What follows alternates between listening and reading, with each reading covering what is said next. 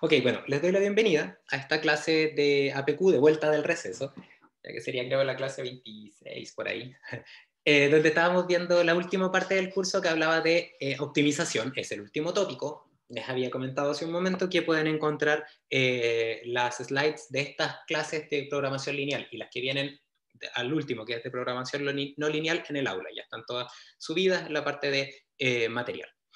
Ya, la clase pasada comenzamos a ver programación lineal, hicimos una introducción, hablamos de la forma estándar que tiene la programación lineal y a partir de eso, la idea de eso es seguir avanzando para intentar resolverlo. Ya, solamente les muestro esta lámina que básicamente representa la manera de cómo vamos a abordar el problema desde el punto de vista del algoritmo de resolución. Ya, ¿qué vamos a tener acá? Presente. Ya, recuerden.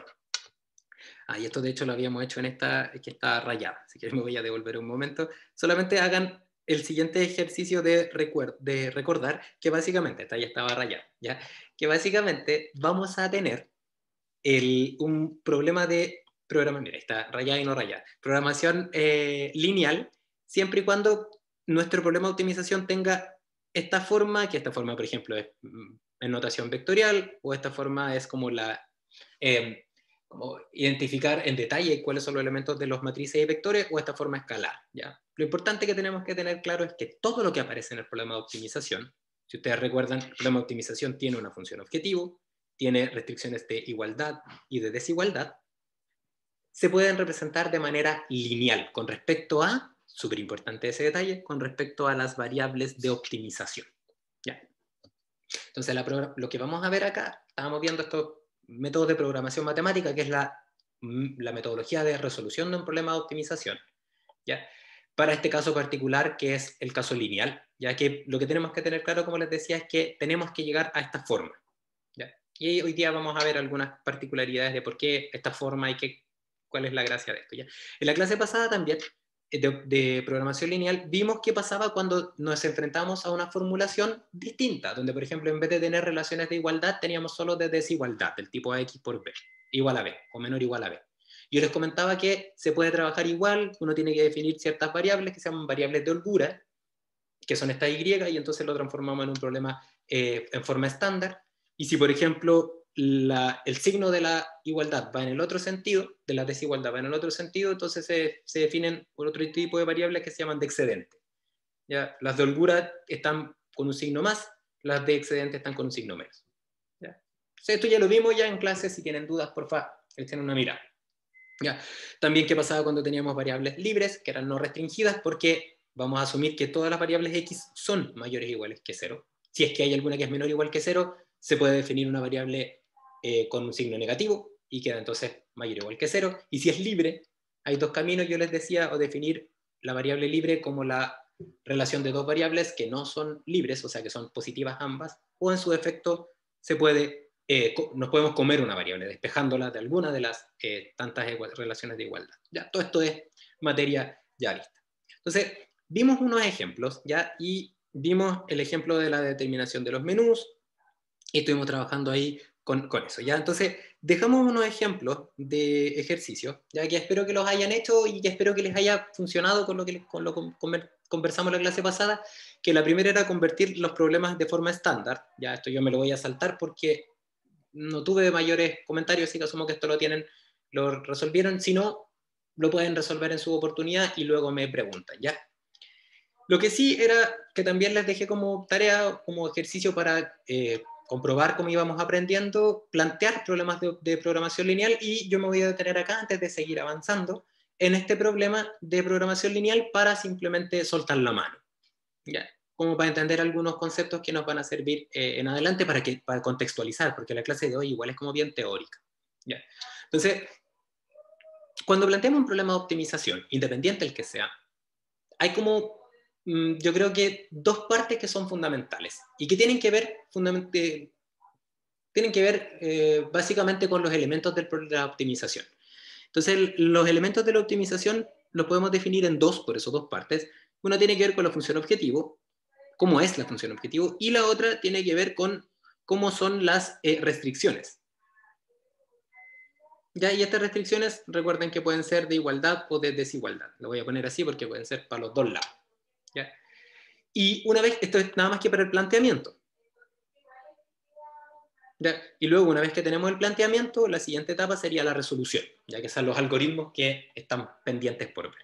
¿Ya? Entonces, si nos vamos netamente al planteamiento, que es donde estábamos, la idea entonces sería que fuésemos capaces de identificar qué forma tienen estos dos conjuntos de elementos. ¿Ya? Entonces, podemos partir por el que sea, ¿ya? En ambos casos, independiente de la función objetivo o las restricciones, tenemos que acordarnos que leer el problema es clave. ¿Ya? Las restricciones, ya que pueden ser de igualdad y de desigualdad, lo que hacen es representar el modelo de nuestro problema a optimizar. ¿Ya? Si tuviésemos un modelo fenomenológico asociado a fenómenos físicos, que es lo que hemos visto hasta ahora, básicamente lo más probable es que esas restricciones fueran de tipo no lineal. ¿Ya? Pero como estamos viendo la parte de programación lineal, estos modelos, como les decía, aplican y son lineales cuando estamos pensando en manufactura, en producción, en programación de la producción, scheduling que se llama, scheduling es la palabra, planning. ¿Ya? En esto ahí uno puede llegar a modelos que son lineales, ya las incógnitas. Entonces, por ejemplo, acá él habla de un proceso de manufactura que la idea es producir una aleación. Ya, yo aquí les puse una aleación bien fea, perdón, mi mono. ¿Ya? Y esa aleación, ya que tiene que tener 70% de un material, de un metal, por ejemplo, A, y el otro porcentaje, el 30% de un material B, se va a construir a partir de como retazos de otras aleaciones que están disponibles. ¿Ya? Imagínense que tenemos que construir un nuevo aleación a partir de lo que sobró. Entonces lo que sobró son, por ejemplo, 5 aleaciones, ¿ya? Que cada una de ellas tiene distintas características y distinto precio. Entonces el objetivo es determinar la proporción de cada una de estas retazos, por ejemplo, para producir 1 kilo de un determinado, de esta nueva aleación que tiene que tener las características que yo les comento. Entonces, básicamente la idea es determinar las proporciones de las aleaciones disponibles que permitan obtener el producto deseado, o sea, que cumpla la especificación, ¿ya? Y al mismo tiempo que nos permitan minimizar el costo de la producción. ¿Ya? Ejemplo muy sencillo. ¿Ya? Y básicamente entonces lo que recuerden, dos partes, función objetivo y restricciones. Entonces, partiendo por ejemplo por las restricciones, que están asociadas finalmente a un modelo, básicamente lo que entenderíamos es que, como estamos en un ambiente de programación lineal, vamos a llegar a un modelo que es lineal, y básicamente el modelo del proceso, o sea, el modelo que describe el proceso está relacionado con cómo nuestras decisiones, o sea, la proporción de las 5 aleaciones, afectan al producto final, ¿no es cierto? Y eso básicamente se podría entender como que la proporción de la aleación 1 multiplicado por el porcentaje de A que hay en esa aleación nos va a entregar el porcentaje de A asociado a la aleación 1 que está en la aleación final, ¿no es cierto? O sea, por ejemplo, este X1, si yo lo multiplico por el 10, que está ahí, nos diría entonces la cantidad de A que aporta la aleación 1 a nuestra aleación final. Y así con cada uno de ellos. Entonces, de esa forma podríamos definir que nuestro modelo estaría compuesto por una matriz de coeficientes constantes, donde están representadas los porcentajes de aleaciones de A y B, perdón, de cada una de las aleaciones disponibles, multiplicada por las 5 decisiones que yo tengo que tomar. Ya voy a poner acá. X1, X2, X3, X4 y X5. ¿Ya? Son esas 5 aleaciones que tenemos que definir. ¿No es cierto? Y cuando hagamos eso, entonces tendríamos que definir, por ejemplo, que el valor de la cantidad que entrega cada una de las aleaciones de A tiene que ser igual a 70, porque vamos a llegar a una aleación que tiene esa característica. Y la cantidad de B, básicamente, nos va a permitir obtener esta otra característica, este 30. ¿No es cierto? Si, por ejemplo, ustedes podríamos preguntarnos acá, pero, oiga, a usted le faltó una ecuación. ¿Por qué? Porque la suma de las fracciones tiene que dar 1. Claro, entonces la podríamos agregar, ¿no es cierto? Y en ese caso podríamos decir que tenemos que agregar eso y aparte tendríamos que decidir o definir que nuestro modelo sí o sí nos tiene que decir que, por ejemplo, en este caso, aparte de una ecuación extra que sería la sumatoria de x1 más x2 más x3 más x4 más x5 tiene que ser igual a 1, ¿no es cierto? Entonces podríamos agregar acá un 1 y acá tendríamos un 1, 1, 1, 1 y 1. Entonces de esa forma tendríamos que la suma de los x sería igual a 1. ¿Ya? Entonces tenemos nuestro modelo. ¿Ya? Entonces básicamente diríamos que esta sería nuestra matriz A, ¿no es cierto? Y este sería nuestro vector X de nuestras incógnitas de optimización, y este sería nuestro vector B.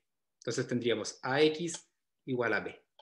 Y aquí tendríamos entonces nuestro primer ¿no es cierto? Y aparte tenemos que tener claro que como estas son fracciones, estas fracciones son mayores o iguales que 0, ¿no es cierto? Entonces podríamos definir que X y desde 1 hasta 5 tiene que ser mayor o igual que 0.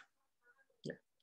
Tienen que ser menor o iguales que 1, también tienen que ser menor o iguales que 1. Entonces podemos entonces agregar que X y desde 1 hasta 5 tienen que ser menor o iguales que 1. ¿Qué implica eso? Que estas relaciones vamos a tener que transformarlas en la forma estándar, y puesto que tenemos unas restricciones que son de tipo menor o igual, tendríamos que agregar acá entonces variables de holgura.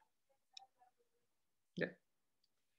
Y aparte, dígame Ricardo, lo escucho atentamente. Profesor, una consulta. Sí. Dado que son variables que tienen que ver con porcentajes, ¿no pueden ser iguales a 0? Ah, perdón, vi mal por el dibujo, que No hay pensé que era ningún un problema. menor estricto. No, no, son menor o igual, pero gracias por su comentario. No, no dije nada, sorry. Dale. Dale, entonces tenemos esa característica. De todas maneras, así como gracias por tu comentario, Ricardo. Solamente un disclaimer, ¿ya? Esta restricción es redundante. La restricción que todas tienen que ser menores o iguales que 1. ¿Por qué? Porque básicamente al ser todas las xy mayores o iguales que 0, y la suma de ellas me tienen que dar 1, implica que ninguna de ellas tiene que ser mayor que 1. O sea, solamente la restricción de que la sumatoria de los x tiene que ser igual a 1, más la restricción de que tienen que ser mayor o iguales que 0, implica la otra restricción. O sea, lo podemos sacar. ¿Ya? Y estoy de 1 hasta 5. ¿Ya? Y finalmente, con esto tendríamos nuestro modelo de restricciones. ¿Ya? Y nos faltaría entonces ahora agregar nuestra función de costo. Y la función de costo en este caso diría que la proporción está asociada a un porcentaje, ¿ya? O una fracción de 1 kilo, si queremos producir 1 kilo de algo. ¿Ya? Entonces, como tenemos el costo por kilo, entonces al multiplicar el costo por kilo por cada una de las fracciones de kilo que aplicaríamos para obtener la aleación, obtendríamos entonces el costo de producción. Entonces, finalmente, el problema de programación lineal lo terminaríamos así: minimizar, en este caso, la sumatoria de los costos por los X, o si quieren, C traspuesto por X, ya haciendo el C traspuesto, este que está acá, todo eso sería C traspuesto, ya sería la multiplicación de eso, producto interior, sujeto a, en este caso, AX es igual a B y X mayor o igual que 0. ¿Ya? Y donde básicamente el A sería esta matriz que le estoy marcando ahí con verde, ¿no es cierto? Y el vector B sería este vector que le estoy marcando ahora con rosa. ¿Ya? Entonces, ¿qué observamos acá? Que tenemos un problema de programación lineal, ¿ya? El cual tiene una forma estándar y que entonces vamos a utilizar una metodología para resolverlo. Si a estas alturas yo les preguntara, ¿cómo resolvemos un problema de programación lineal sin saber cómo resolver un problema de programación lineal? La respuesta que yo esperaría que me dieran sería a fuerza bruta. ¿Cómo me dice usted a fuerza bruta? Sí, básicamente lo que tendría que hacer sería, considerando que el X1, el X2, el X3, el X4, el X5 se mueven en distintos rangos, o sea, en un rango definido, ya yo tengo una relación que hace que la suma de ellos tiene que ser igual a 1, entonces podría hacer todas las posibles combinaciones de X1 hasta X5 que cumplen las restricciones y observar que al mismo tiempo se cumpla esto de que la aleación tiene 70 y 30, ¿ya? Estos son modelos al final, ¿ya? Entonces, por ejemplo, en este caso, los grados de libertad, si ustedes se fijan, los grados de libertad de este problema tenemos 3 relaciones y tenemos 5 variables, por lo tanto 5 menos 3 serían 2, tenemos 2 grados de libertad. ¿Qué implica eso? Que podemos darnos, por ejemplo, el X1 y el X2 y despejar X3, X4, X5, ¿no es cierto? Despejar lo que es equivalente a simular, y a partir de eso entonces obtener el Z. Y entonces a partir de eso hacer muchas simulaciones y obtener entonces aquel valor de la combinación de X1 y X2 que minimizan el Z. ¿Ya? Pero la idea es ir un poco más allá y preguntarnos, en vez de eso, ¿es posible hacerlo de una manera más inteligente y más sencilla? Y la respuesta es sí. ¿Ya? Aquí hay otro ejemplo que ustedes pueden hacer, o pueden volver a intentarlo si es que no lo han hecho, y aquí se lo había pedido que lo revisaran, pero si no lo han hecho, aprovechen entonces el impulso para volver a retomar esto, ¿ya? Yo para la clase de mañana les voy a grabar una cápsula donde vamos a hacer ejercicios de esto, ¿ya? Les voy a subir una cápsula grabada de ejercicios de esto, ¿ya? Entonces lo vamos a dejar ahí en stand-by para entonces luego las aplicaciones luego volver a retomarlas en la clase de mañana, que se las voy a subir a la hora del ayudante. Ok, entonces, yendo un poco más allá, que es lo que a mí me interesa, que es básicamente donde yo creo que puedo aportarles un poco más, ¿ya? Como les decía, la idea es preguntarnos cómo se resuelve un problema sin hacerlo a fuerza bruta, ¿ya? ¿Qué características tienen? ¿Ya? Y eso básicamente es parte de cómo yo pretendo pasarles la materia, en el sentido de entregarles los conceptos teóricos asociados a los algoritmos y que después aprendamos a usar los algoritmos, ¿ya? Pero es necesario saber los conceptos teóricos de los algoritmos porque básicamente nos permiten abrir nuestra forma de pensar. ¿Ya? Somos ingenieras e ingenieros, y en particular son ingenieras e ingenieros químicos que por lo tanto tienen muchísimas más herramientas para poder entender las cosas de una manera general. Y los algoritmos nos permiten ampliar aún más esa idea. Entonces, la idea de esta clase es hablar acerca de conceptos fundamentales asociados a los algoritmos que resuelven el problema de programación lineal, ¿ya? Entonces, acá va a haber harta matemática. Me disculpan muchísimo si es que es algo un poco tedioso, ¿ya? Pero la idea es que necesitamos verlo justamente para que yo les comento, que luego esto se va a transformar en ejemplos, ya que es lo mejor. Ya, entonces vamos a ver la metodología inteligente para poder resolver este problema en vez de hacerlo a la fuerza bruta. ¿Ya? Entonces, las ideas fundamentales para esto tienen que ver con en lo que se sustenta una metodología que se llama el método simplex. ¿Ya? El método simplex es el algoritmo que resuelve este tipo de problemas de optimización. Y tiene ciertos conceptos básicos que necesito que los revisemos. ¿Ya? De hecho, la palabra básica va a aparecer harto ahora. ¿Ya? Entonces, lo primero que tenemos que tener claro es que cuando nosotras y nosotros nos enfrentamos a un problema de optimización lineal, nos debiésemos fijar en forma estándar en los grados de libertad asociados. ¿Ya? ¿Por qué es importante fijarnos en los grados de libertad asociados? Porque primero tienen que haber grados de libertad para resolver un problema. ¿Ya? Y los grados de libertad asociados implican que tenemos que tener más variables que ecuaciones, porque de lo contrario tendríamos un sistema cerrado y no podríamos elegir algunas de ellas para optimizar. Ya tiene que ser mayor que 0, de hecho, estricto.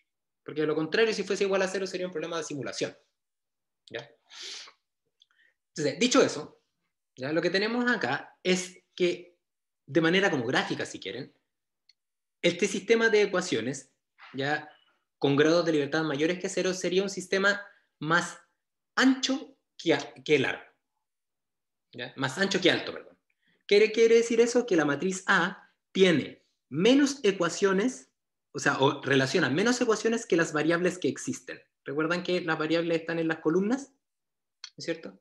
Entonces, básicamente, si, por ejemplo, asumimos que tenemos n variables y m ecuaciones, entonces los grados de libertad mayores que 0 implican que n tiene que ser mayor que m.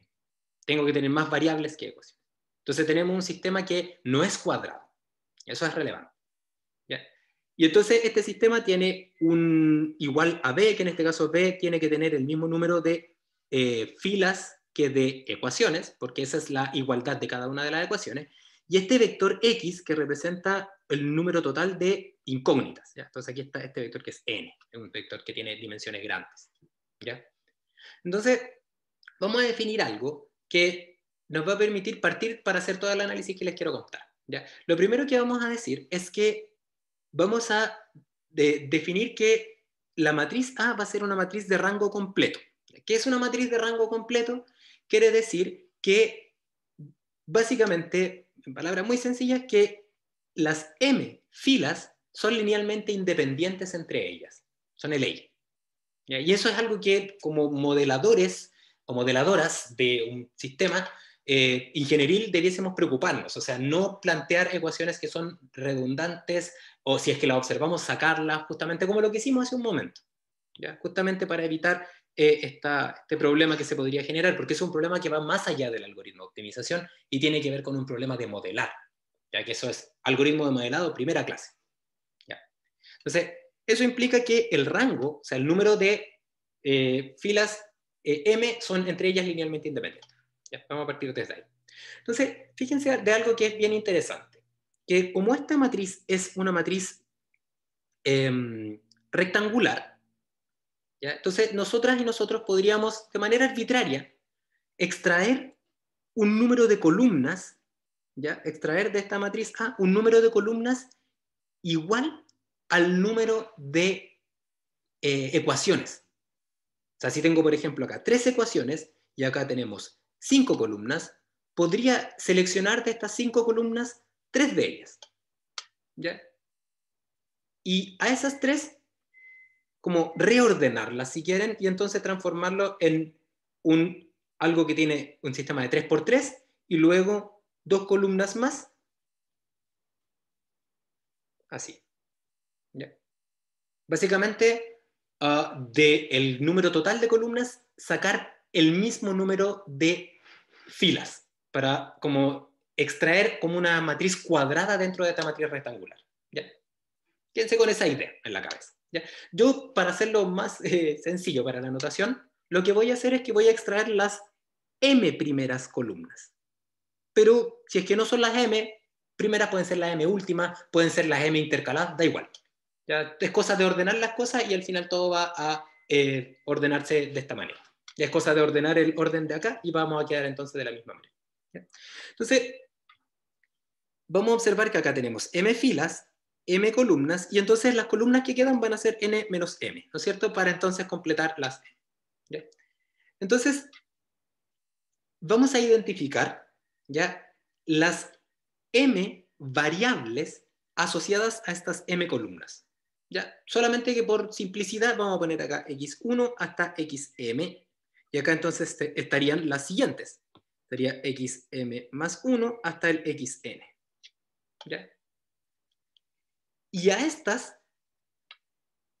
conjuntos de variables distintas les vamos a poner unos nombres.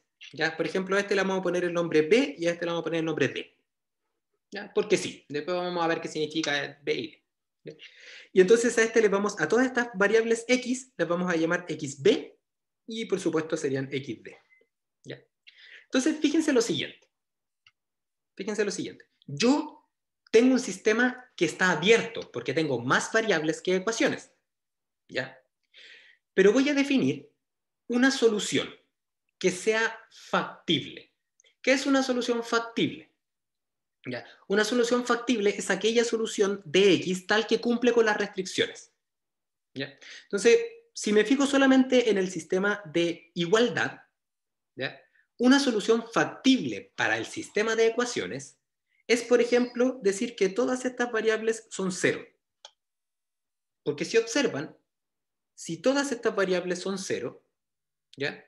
Cuando yo multiplique estas variables por los coeficientes que están acá, que representan aquellos coeficientes que multiplican esas variables, voy a estar sumando por ceros. ¿Ya? Entonces, me va a quedar un sistema con b y acá va a estar xb. Y aquí va a estar b simplemente. Entonces, es muy sencillo resolver este sistema. O sea, no sé si sea muy sencillo, porque eso tiene que ver con la parte de numérica. Pero básicamente, si a las variables extra, a las variables como de exceso, si quieren, que básicamente son definidas como los grados de libertad que quedan, ¿ya? Yo les pongo un valor 0, entonces, arbitrariamente, si yo le pongo un valor 0, puedo encontrar el valor del resto de las variables xb que cumplen la relación de igualdad. ¿Ya? Y entonces, básicamente, podría de acá, por ejemplo, despejar xb a partir de este sistema de ecuaciones, que es un subconjunto del sistema total de ecuaciones, y postular una solución x que estaría compuesta por lo que obtuve al despejar. O sea, acá, por ejemplo, el xb lo podría obtener como b a la menos 1 por b. ¿No es cierto? Y el resto de las variables que no despejé las puedo asumir 0. Y eso, ¿ya? Si yo hago eso, este x cumple con eso. ¿Por qué? Porque básicamente despequé el xb a partir de la... cumple entonces esta relación, y el resto, esta otra matriz la multiplico siempre por 0, por lo tanto va a cumplir la relación de igualdad. ¿Ya? Entonces, a esto se le llama que xb corresponde a una solución básica de nuestro sistema de ecuaciones. ¿Ya? Y las variables x que no están dentro de las soluciones básicas se llaman no básicas. ¿Ya? Son aquellas que serían 0. ¿Ya? Entonces la solución básica va a ser aquella que obtengo seleccionando m variables y entonces resolviendo un sistema cuadrado, y al resto de las otras variables que no las seleccioné les pongo ceros. Y esa solución es básica, ¿ya? Y es factible respecto a la relación de igualdad. Quédense con este concepto porque es el que de ahora en adelante vamos a usar. O sea, básicamente no tengo idea cuál será la solución del problema de optimización, pero sí sé que si yo quiero partir desde algún lado, puedo entonces definir las variables de exceso, el exceso de variables como 0, y entonces las otras variables despejarlas a partir de un subconjunto del sistema de ecuaciones. ¿Ya? Entonces, ¿por qué les cuento esto? ¿Ya? Porque las soluciones básicas, ¿ya?, implican que ciertas variables van a ser 0. ¿Ya? Y ciertas variables que van a ser 0 implican bordes. ¿Ya? Porque si ustedes notan acá, aquí el x tiene que ser mayor o igual que 0, entonces dejar las variables en el 0 implican que las variables están en un límite. ¿Ya? Entonces, básicamente hacia yo voy. Entonces, las soluciones básicas que tienen esa característica cumplen algo bien interesante. ¿Ya? Y les voy a contar eso con lo que cumplen con este ejemplo que les muestro acá. Fíjense. Si observan acá, esto es un ejemplo que tiene m igual a 1, ¿ya?, y n igual a 3. ¿Ya? Es un sistema de ecuaciones de 3 variables y una sola incógnita. O sea, perdón, 3 variables y una sola ecuación. Perdón. Entonces, fíjense, si yo, por ejemplo, defino, vamos a poner, de hecho, vamos a hacer la misma notación para que les quede la idea. Entonces tengo 1, 1, 1, es igual a x1, x2, x3, y eso es igual a 1. Ya, ahí está nuestra matriz. ¿Ya? ¿Por qué luego con esto se preguntarán? Porque es más fácil verlo. ¿Ya? Entonces, fíjense lo siguiente. ¿Cómo se aplica la idea de las variables básicas? Las soluciones básicas, de hecho. Entonces, imaginémonos, por ejemplo, que yo voy a definir por un momento, fíjense que esto puede ser cualquiera de las combinaciones que se las voy a mostrar todas, de hecho. Definamos primero que esto es B. Entonces, si eso es B, entonces esto es D, implicaría entonces que una solución básica, primera solución básica, sería 1, 0, 0. X1 lo dejo en 1 porque si se fijan, 1 por X1 tiene que ser igual a 1, y eso implicaría entonces que las otras las fijé en 0. ¿No es cierto? Otra solución básica que podría obtener es, en vez de considerar como dentro de las soluciones básicas el X1, podría ahora considerar el X2. Ya voy a volver a hacer este monito 1, 1, 1. Entonces, básicamente eso implicaría que ahora este sería B y esto entonces sería D. Y al hacer eso, la segunda solución básica que obtendría sería 0, 1, 0. ¿Ya? Y si lo hago nuevamente ahora, pero con el X3, voy a borrar entonces lo rojo, lo voy a hacer con color verde. Entonces ahora digo que esto va a ser B, entonces esto va a ser D. ¿Ya? Básicamente tendría otra solución básica, que sería xb igual a 0,0,1. Tres soluciones que lo único que hacen es resolver la relación de igualdad. Y fíjense que aparte, cada una de estas tres soluciones aparte cumplen esta condición, que son mayores o iguales que 0. Por lo tanto, es factible en las restricciones de igualdad y en las de desigualdad. ¿Ya? Si ustedes observan, este monito que yo les marco acá, este triángulo, representa, ¿ya?, la combinación de x1, x2 y x3, tal que la suma de ellos es igual a 1. Eso es un triángulo. ¿Ya? Si por ejemplo acá le ponemos fíjense, Si definimos el x1 en 0,5, voy a poner acá el 0,5, ¿ya? Y el x3 en 0,5, ¿ya? Entonces lo que vamos a observar es que va a estar acá, va a estar acá, el x2 va a estar en 0. ¿Ya? Porque básicamente 0,5 más 0,5 más 0 da 1. Y ahí si nos vamos para adentro, por ejemplo, le pongo acá 0,3, ya le pongo acá 0,3, entonces vamos a obtener que el otro valor va a ser 0,6. 0,3, 0,3, 0,4, aquí está. Este sería un valor ahí en intercepto, donde la suma de ellos me va a dar 1. ¿Ya? Entonces, este monito que yo les marco acá, esta interpretación geométrica de esta restricción, ¿ya? Se llama politopo. ¿Ya? Y básicamente lo que hace es como una especie de estructura geométrica, ya de múltiples dimensiones, en este caso tiene 3 dimensiones porque relaciona 3 variables, ¿ya? Puede ser visto como un espacio factible, el lugar donde están todas las soluciones que cumplen las restricciones. ¿Ya? En programación lineal, aparte, tiene una característica este politopo que se llama politopo convexo. ¿Ya? Así se llama, politopo convexo, P. Y ahí tienen, básicamente, ¿por qué se llama politopo convexo? Bueno, la convexidad tiene una forma de representar geométricamente bastante fácil de mostrarles, que básicamente, si yo tomo 2 puntos dentro de este politopo convexo, ¿ya? Entonces, cualquier punto que esté dentro de la línea que une a estos 2 puntos dentro del politopo convexo, está también dentro de la figura geométrica. ¿Ya? Si yo pongo un punto acá, por ejemplo, y otro punto acá, todos los puntos que pertenecen a la línea que une estos 2 elementos, está dentro del politopo. ¿Ya? Si fuese no convexo, sería algo así, por ejemplo. Imagínense que fuese así. Que tiene acá un sacado, lo voy a poner así. Eso no está. ¿Ya? Que claramente esto no sería no lineal.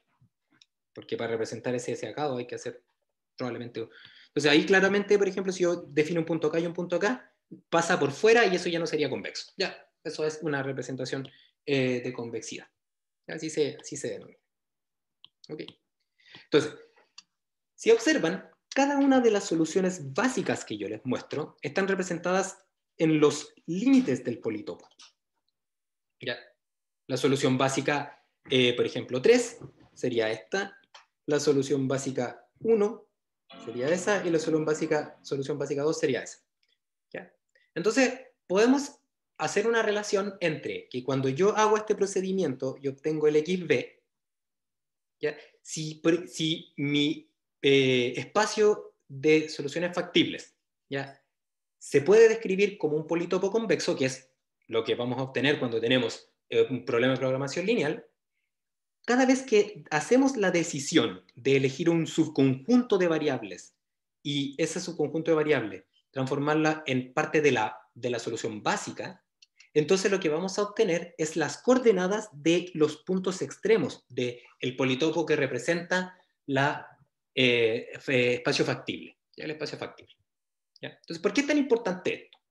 Se los voy a mostrar a continuación, pero necesitamos entender que una solución básica que algebraicamente se obtiene así, geométricamente o vista desde el punto de vista de el lugar donde están las soluciones factibles del problema de optimización, representan las puntas de un politopo. Por ejemplo, de este politopo, que yo les muestro acá, que también es un politopo convexo, ¿ya? Este politopo convexo, ¿ya?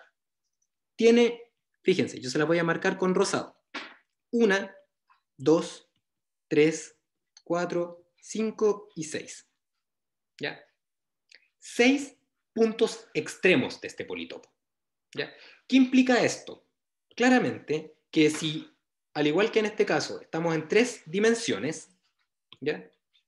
En 3 dimensiones, entonces, lo que vamos a tener, si tenemos en este caso todos estos elementos que son 6, elementos de la variable de las variables básicas, ¿ya? Entonces estamos tendríamos, perdonen acá, déjenme hacer el análisis. Tendríamos entonces 3 soluciones básicas, tenemos 3, tendríamos 1, 2, 3, 4, 5, 6, 7.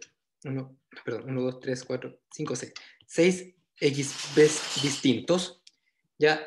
Lo que implicaría, ¿ya? Que nuestros elementos, ya nuestras soluciones básicas 6, se obtendrían a partir de la combinatoria ya entre el número de variables y el número de ecuaciones. ¿A qué me refiero con esto? Perdón si me enredo un poco acá, pero se lo explico de inmediato. ¿Ya? Acá tenemos 3 soluciones básicas, ¿ya? Y eso es porque tenemos la libertad de elegir 3 combinaciones de B. ¿Ya? Eso se puede representar como, de hecho parece un poco más acá, denme un segundo para no equivocarme, voy a, después, aquí está, M sobre N, acá está. Sería M sobre N, ¿ya? Si yo tengo M ecuaciones y tengo N variables, entonces de estas N variables puedo seleccionar un subconjunto de M elementos, entonces la combinatoria es la que me entrega el número de politopos. Por ejemplo, si este número es 6, y ahí tengo entonces, por ejemplo, no sé, este número de ecuaciones, entonces voy a tener ese número de variables asociado. ¿Ya? Entonces esa sería la combinatoria entre esos dos elementos. Perdonen por no tener el número exacto, pero irrelevante para lo que les voy a contar. ¿Ya? Lo importante de eso es que para un espacio factible, ¿ya? Podemos definir una manera de obtener las coordenadas, ¿ya? De las distintas puntas de este polítopo, ¿ya? Que es algo poco... Veo una pregunta acá que me dicen, ¿coincide con la cantidad de ecuaciones M per N? Profe, las aristas del politopo siempre coinciden con las cantidad de ecuaciones. No lo sé, Ricardo, perdón. Porque, por ejemplo, acá las aristas de este politopo son 3 y tengo solamente una ecuación. Entonces, no sé si es el caso. Tendríamos que, puede ser, no lo creo. De hecho, aquí con un contraejemplo la respuesta sería no. Pero, no obstante, yo creo que lo que sí coincide es que el número de puntas que tiene el politopo sí coincide con esta relación. ¿Ya? ¿Por qué? Porque sí, yo creo que sí se puede explicar mucho mejor. Porque básicamente tenemos muchas formas de seleccionar M columnas, ¿ya? Y ese es un problema combinatorial, de hecho, ¿ya? Que es si yo tengo N posibles columnas y tengo que seleccionar M de ellas, entonces el número de posibles combinaciones, ahí sí, es M sobre N. Entonces, básicamente, no tengo bien claro lo de las aristas, pero sí tengo bien claro que los puntitos de los politopos ya son equivalentes a las soluciones básicas, y las soluciones básicas van a ser obtenidas, el número de soluciones básicas va a ser M sobre N. ¿Ya? Entonces, en este caso, si M es 1 y N es 3, sería entonces elegir un elemento dentro de 3 posibles combinaciones. Por eso aparece este 3 que está acá. ¿Ya? Un problema combinatorio. Ya, entonces, ¿por qué? Sigamos hacia allá. Entonces, el polinomio convexo que entonces me permite a partir de eso obtener estos puntos extremos, los podemos obtener de manera algebraica, obteniendo las distintas soluciones básicas, las cuales, como yo les había dicho, tienen esta combinatoria, M sobre. Entonces, esto es relevante desde el punto de vista de encontrar un óptimo, ¿ya? Y lo vamos a ver con este ejemplo que está acá. Si observan, por ejemplo, si este fuese nuestro problema, que sería AX, por ejemplo, menor o igual que B, donde X es mayor o igual que 0, ¿ya? Observemos, por ejemplo, que en este caso, estas restricciones son de desigualdad. Entonces tenemos que transformarla a una forma estándar, ya, porque acá podría aparecer un warning que podría decirnos, pero ¿cómo? Si es que usted está diciendo que tienen que haber más variables que ecuaciones, y acá fíjense que tenemos 1, 2 y 3 variables, y tenemos solamente, perdón, 3 ecuaciones, y tenemos solamente 2 variables, x1 y x2, uno podría decir, no, pero es que aquí no hay grados de libertad, pero estos son relaciones de desigualdad. Entonces, si queremos transformarla a relaciones de igualdad, en este caso ocupamos variables de holgura, ¿ya? Para transformarlo en la forma estándar, que sería más x3, ¿no es cierto? Para entonces transformar la desigualdad en igualdad, más x4 para lo mismo y más x5. ¿Ya? Entonces, en este caso tendríamos un sistema que sería así. El sistema A, que estaría compuesto por lo que multiplique x1, x2, x3, x4, x5, y las 3 relaciones de igualdad, ¿no es cierto? La 1, 2 y 3. ¿Ya? Y esto estaría multiplicando a x1, x2 hasta x5, y eso sería igual al vector b, que sería 4, 2 y 3. ¿Ya? Sería. Entonces, estas tres ecuaciones, ya que están ahí, se pueden describir en este gráfico x1, x2. ¿Ya? Básicamente no es muy difícil de hacerlo. Básicamente lo que tendríamos que hacer acá, por ejemplo, sería identificar, ya que primero lo que vamos a hacer es definir que tenemos entonces distintas soluciones básicas. ¿Ya? ¿Cuáles son ellas? Perdón, se me estaba borrando esto.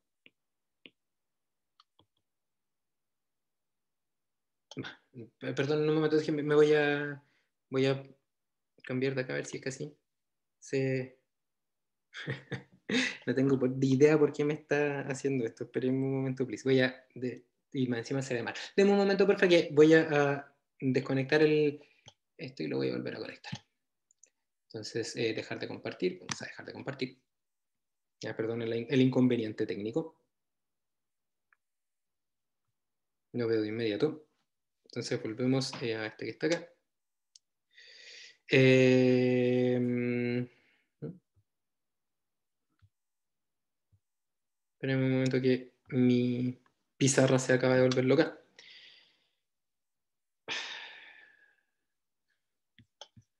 Y vamos a... Denme solo un segundo, please. APQ. Ya, ahí sí. Ahí volvimos. Y ahora sí voy a volver a compartirles la pantalla para seguir explicándole. Entonces.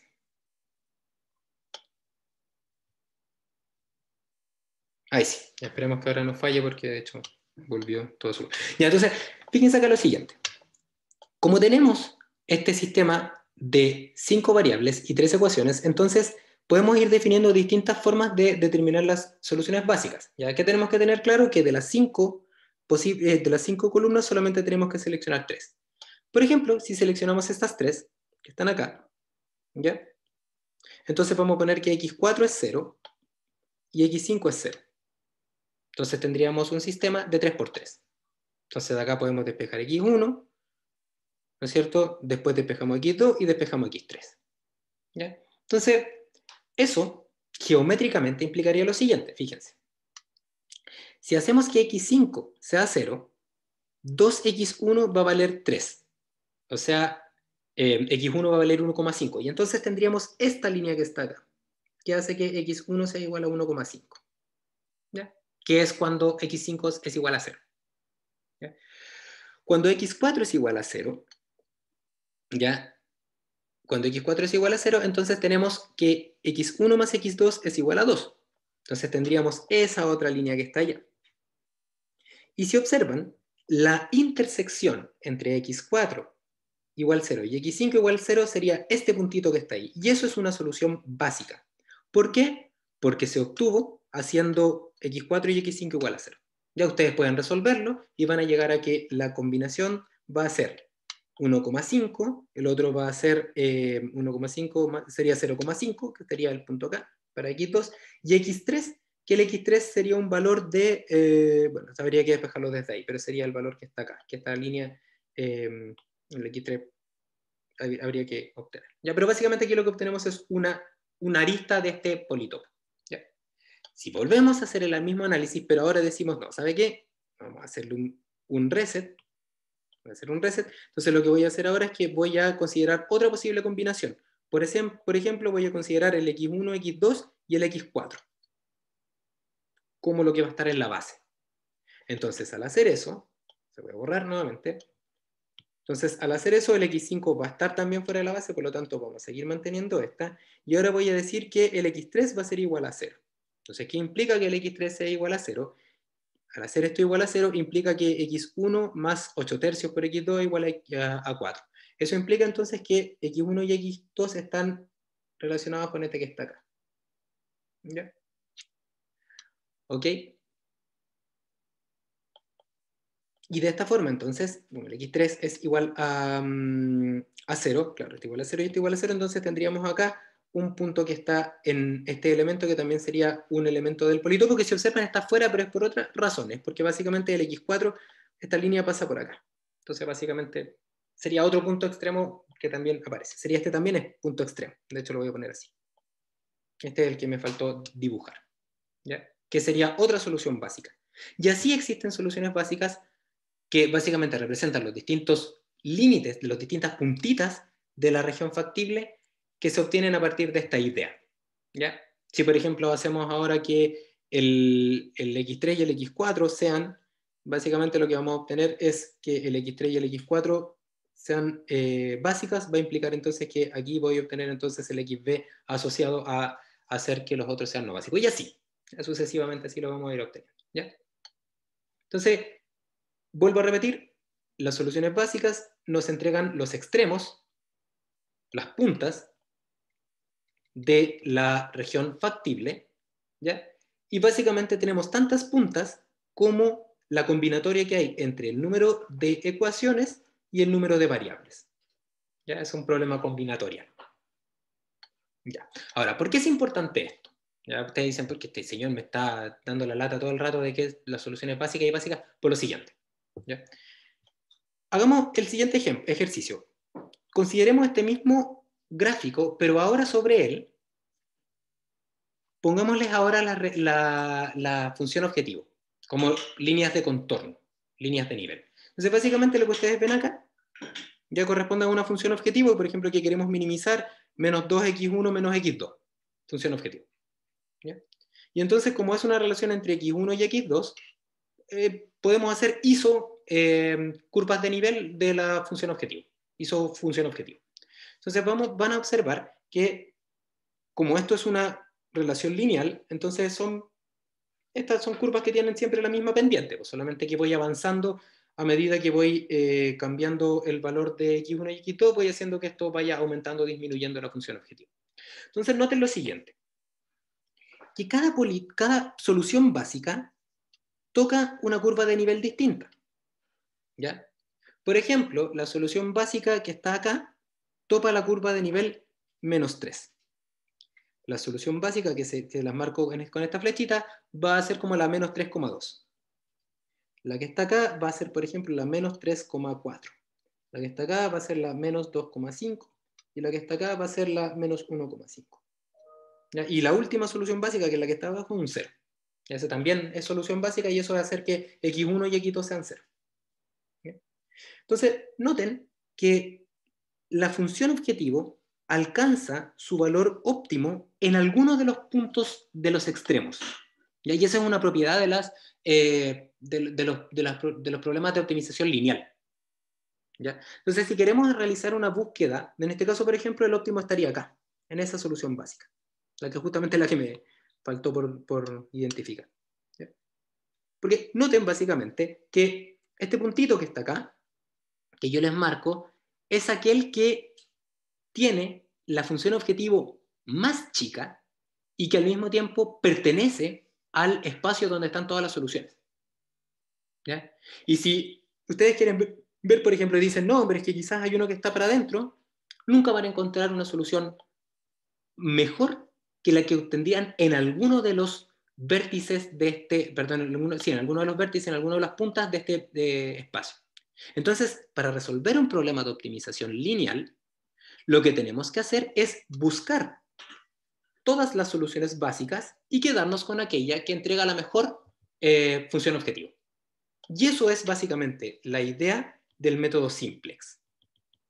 El método simplex lo que hace es buscar las puntas del politopo, ¿ya? Y entonces seleccionar aquella que tiene el menor o la menor función objetivo, ¿ya? Porque no existe ningún valor que esté dentro del politopo que tenga una mejor función objetivo que la que encontremos en aquel extremo que tenga la mejor función objetivo, ¿ya?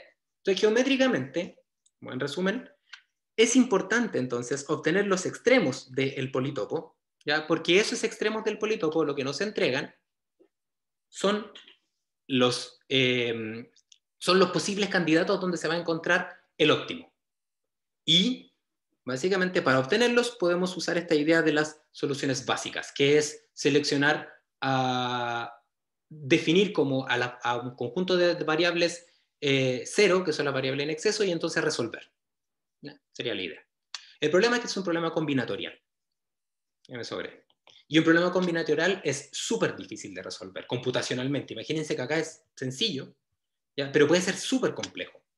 ¿Ya? Si tenemos, por ejemplo, un sistema de, no sé, 10 variables de X y tenemos 5 relaciones, vamos a tener un problema que es enorme, ¿ya? Porque tenemos que escoger la combinación de 5 sobre 10 posibilidades, las 5 combinaciones distintas sobre 10 posibilidades, que es un número gigante.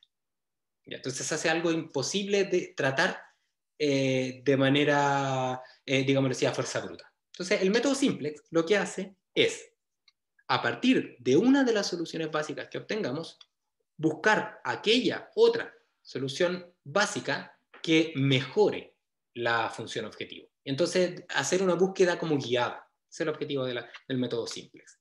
¿Ya? Entonces, el óptimo, acabamos de ver que aquí, el error está acá el valor, el mejor valor. Entonces, el óptimo siempre está en un punto extremo del politopo, siempre está en una puntita, siempre está en un vértice de este elemento. ¿Ya?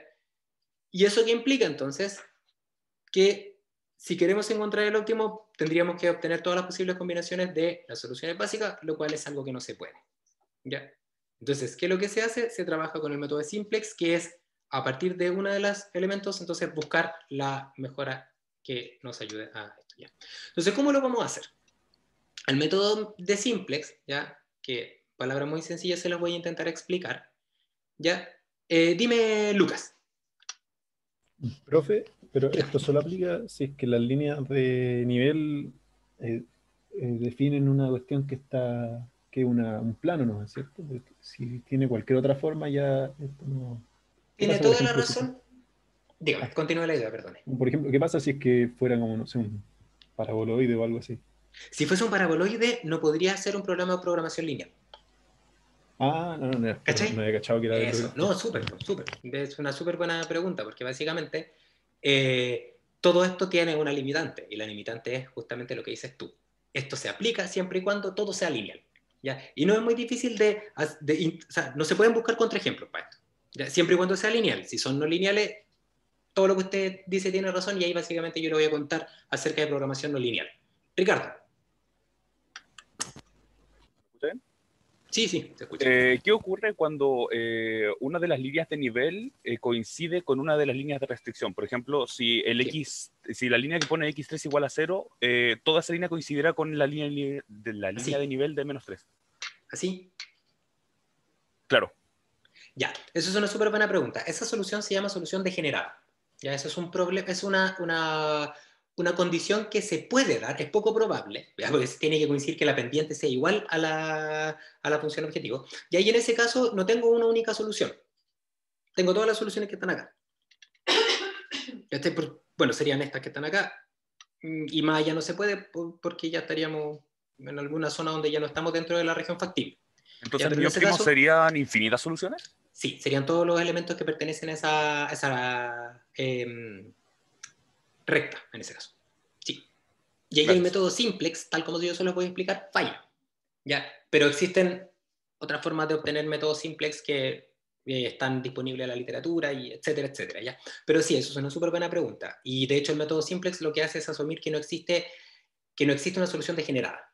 ¿Ya? Como te decía, la solución degenerada se trata de eso, de la que te comento. ¿Ya?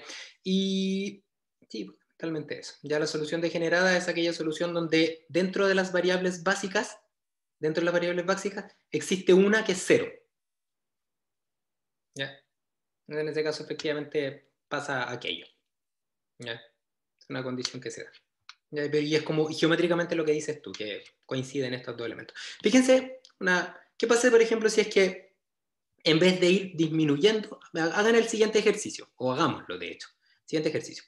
En vez de ir aumentando, haciéndolo cada vez más negativo hacia arriba, pensemos, por ejemplo, que estos son solo valores positivos, o sea, acá está en más 5, más 4,5, 4, 3,5, 3, 2,5, ¿ya?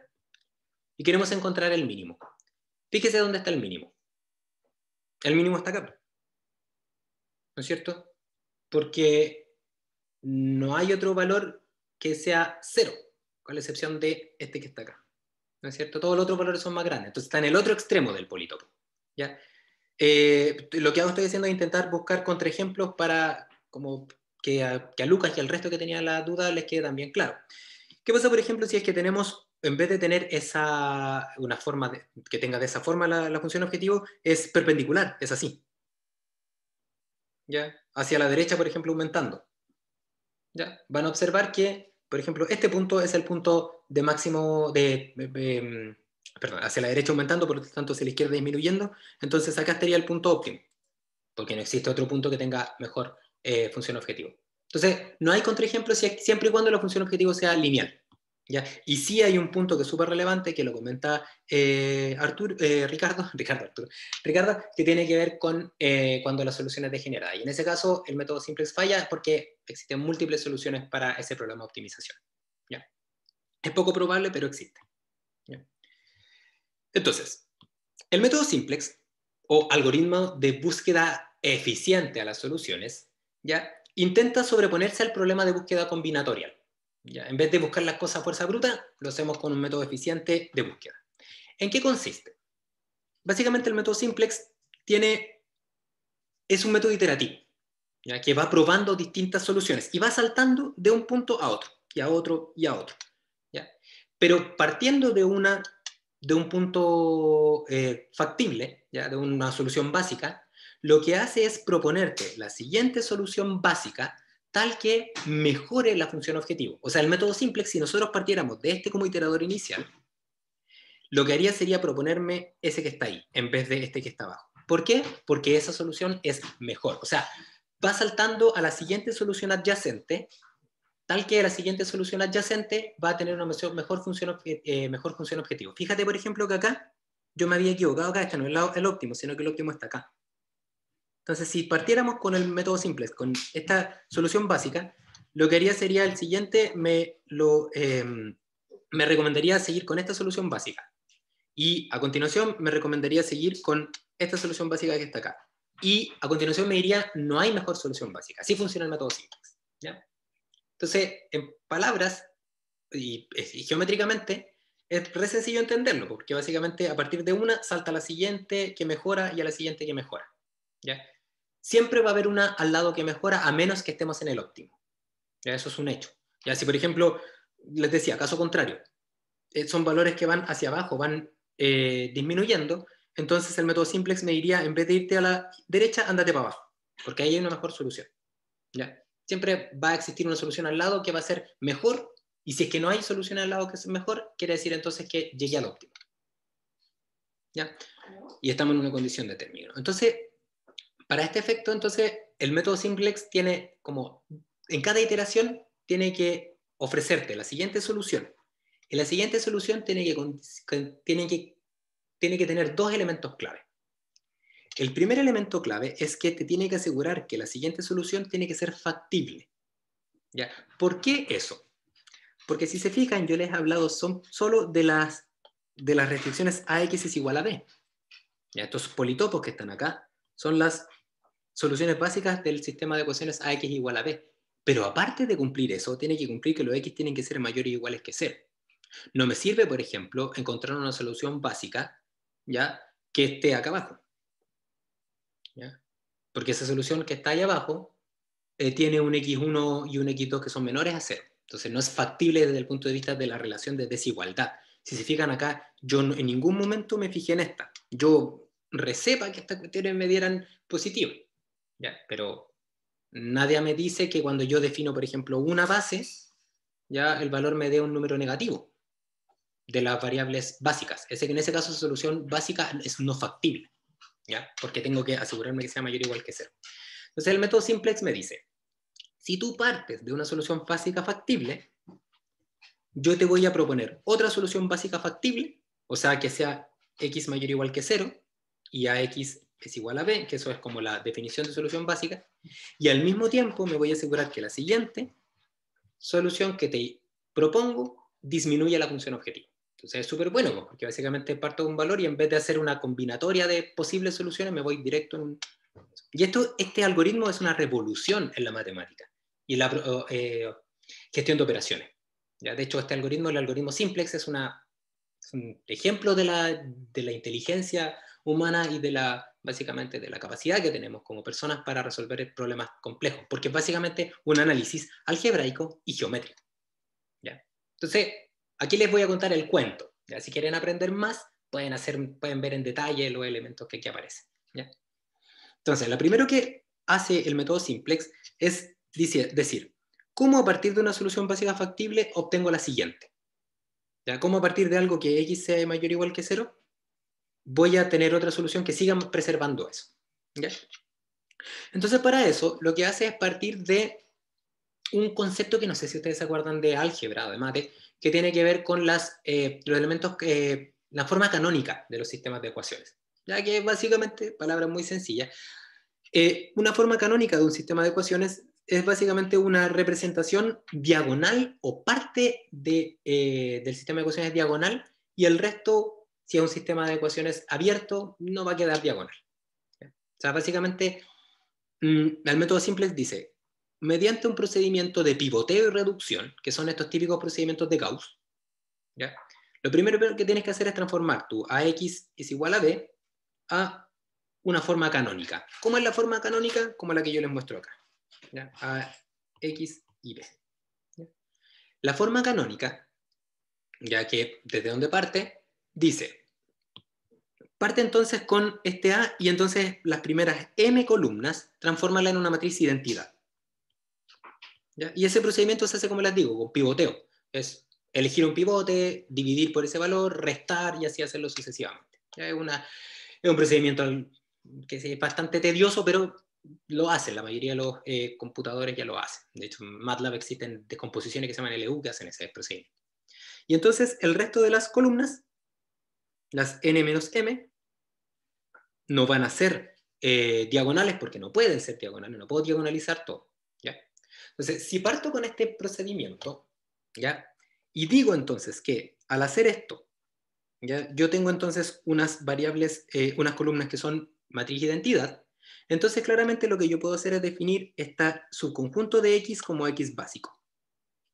¿Ya? Y si defino ese subconjunto de elementos como X básico, entonces tengo que X básico va a estar compuesto por X1 hasta Xm, ¿no es cierto? Porque básicamente hago el procedimiento que le había contado antes, solamente, o sea, divido esto en una parte cuadrada y otra parte que es rectangular. ¿Ya? Y fíjense que si yo hago eso, entonces automáticamente voy a asumir que todos estos son ceros. ¿Ya? Si todos esos son ceros, porque estoy obteniendo los puntos extremos de los politopos, entonces me va a quedar que x1 es igual a y1, 0. ¿No es cierto? Porque básicamente me queda 1 por x1 más 0 por x2 más 0 por x3, etcétera, etcétera, y eso es igual a y1, 0. Y vamos a hacer lo mismo hasta el final, hasta este último, ya que sería 0 por x1 más 0 por x2 hasta 1 por xm es igual a ym0. Entonces, básicamente, esto corresponde a la solución básica obtenida. Y vamos a partir de esta que va a ser nuestra solución inicial. ¿Cómo nos vamos a asegurar de que este problema es factible? Básicamente, observando que el y1, 0 hasta el ym0 tienen que ser todos mayores o iguales que 0, porque de lo contrario no sería factible. Entonces ese va a ser nuestro primer punto de partida. ¿Ya? Entonces el método simplex dice, llegue a una forma canónica tal que la forma canónica tenga una igualdad que tiene que ser todos los elementos positivos, porque si no, no es factible. ¿Y cómo lo va a hacer usted? Hay procedimientos que se llaman procedimientos de factibilidad, ya que lo podemos revisar con más detalle en adelante. ¿Ya? Entonces partimos de eso. Entonces, para encontrar una solución, partiendo de esta solución básica, ¿ya? Que tiene una forma de representar de manera como más sencilla, ¿ya? Considerando solamente los coeficientes que aparecen acá, ya eliminando un poco esta vector, ya trabajar solamente con coeficientes, usando una tabla. ¿Ya? Y esta tabla se llama Tableau. ¿Ya? En programación lineal esta palabra es súper utilizada, ¿ya? Y que básicamente lo que representa son los coeficientes de la matriz A, que está compuesta por una parte matriz identidad y por una parte que no sería matriz identidad, que sería como el D, y acá estaría como el B, por decirlo así, ya que de manera canónica quedaría como la matriz identidad, y acá estaría el B, ¿ya? Que está al otro lado de la igualdad. Entonces, este tableau son solamente los coeficientes, pero tenemos que tener claro que estos coeficientes, esto es una tabla donde hacia abajo están las ecuaciones y hacia el lado están las variables, ya donde las primeras m variables son las variables básicas. Y estos son puros elementos mayores que 0 para que sea factible. Entonces, la primera pregunta que debiésemos hacernos sería, ¿cómo a partir de este tableau se puede ver una siguiente solución básica? ¿Ya?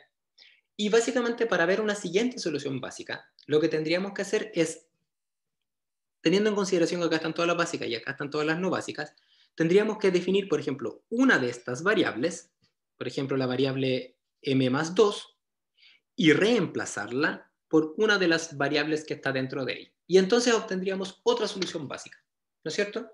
Si esta parte no les queda claro, se pueden devolver hasta el ejemplo del politopo del triángulo, ¿ya? Y observar que lo que yo hice fue eso, es decir, para obtener todas las soluciones básicas, lo que hago es identificar una base. Entonces obtengo una solución. Luego, selecciono una variable que no estaba en la base y saco una variable que estaba en la base. En este caso, el reemplazo es 1 a 1. Pero si tuviésemos, por ejemplo, en este caso, que yo les mostraba acá, por ejemplo, la base está compuesta de 3 elementos. Entonces, por ejemplo, una base sería considerar x1, x2, x3. Otra podría ser considerar x1, x2 y saco el x3 y lo reemplazo por el x4. Entonces, así voy construyendo las distintas soluciones básicas. ¿Ya? Entonces, ese procedimiento implicaría que tendría que llegar a una siguiente forma canónica. ¿Ya? Y para eso, lo que hay que hacer es simplemente aplicar procedimientos de pivoteo más reducción. ¿Ya? Los procedimientos de pivoteo y reducción ya se los voy a compartir en un video, ya porque se acabó la clase. ¿Ya? Entonces les voy a explicar de manera muy somera lo que viene del método simplex y lo que creo que es más interesante, los ejemplos los vamos a ver mañana en la ayudantía, ¿ya? Para evitar, bueno, porque creo que con esto ya está bien. ¿Ya? Si tienen dudas respecto a esto, les pido que revisen nuevamente el video y les voy a dar material de lectura si les interesa. ¿Ya? Les voy a mostrar en un video complementario a esta clase cómo opera el método simplex y yo creo que lo más relevante es cómo se aplica en Excel y en MATLAB, ya que eso es lo que nos va a servir para resolver nuestros problemas aplicados a la ingeniería de procesos. ¿Ya? Les doy las gracias por su atención, ¿ya? Y nos vemos entonces el próximo miércoles, mañana, con el video de ejercicios y el próximo viernes con la siguiente materia, ¿ya? Y con sus evaluaciones, ¿ya? ¿Tienen alguna duda que quieran hacerme, aparte de las que ya me han hecho, ya que agradezco su participación? ¿No? No, de momento, profe. No, Ya. profe, todo bien. Bacán, súper. Ya, si tienen dudas después de esto, como les digo, siéntanse libres de preguntarme y de entonces para así mejorar. ¿Ya? Que estén muy bien, que tengan buena resto del día. Que les vaya bien. Igualmente, profe, chao, chao. Chao, profe. Chao, profe. Nos vemos, profe. Adiós.